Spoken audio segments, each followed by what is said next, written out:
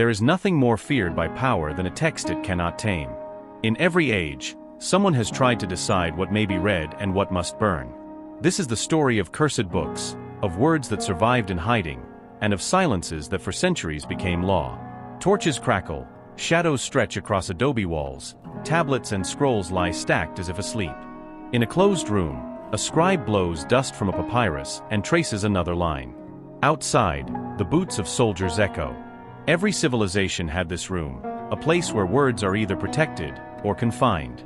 In Mediterranean cities, from the last century before our era to the first century of our era, manuals of astrology, invocations, hymns to local and foreign gods circulate.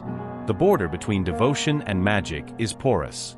A town crier reads an edict, "Forbidden are the books that bewitch the people." The sheets are confiscated, some burned in public squares. Fire, from early on, learns to obey fear.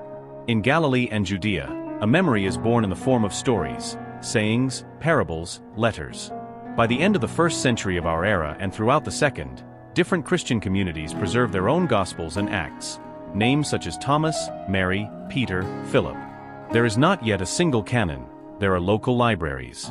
In some, a text is nourishment, in others, suspicion. In the year 313, Constantine's Edict of Milan grants freedom to Christianity. With imperial favor also come boundaries. Faith, now public, requires rules, and the rules ask, what is to be read?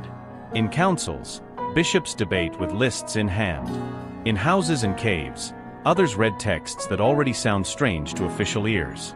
In the year 367, Athanasius of Alexandria writes his festal letter and lists 27 writings for Christian reading. It is the first list that matches today's New Testament. It is not a solitary thunderclap. Other synods reinforce the horizon. On the other side of the line, new words are born: apocryphal, Gnostic, heretical. In a courtyard, a group burns scrolls with discreet tears. They are not sure an error burns, they know a voice does. Throughout the 4th and 5th centuries, monks copy tirelessly. On one shelf, a codex survives because no one asks for it.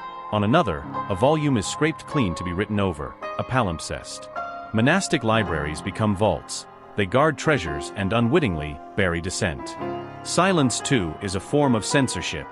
In the 7th century, on the Arabian Peninsula, the Quranic revelation is compiled and memorized. Under the third caliph, Uthman, an official recension is promoted to unify recitation and prevent divergences. Non-conforming copies are withdrawn. Later, in the 9th century, scholars sift through thousands of prophetic sayings, separating the authentic from the weak by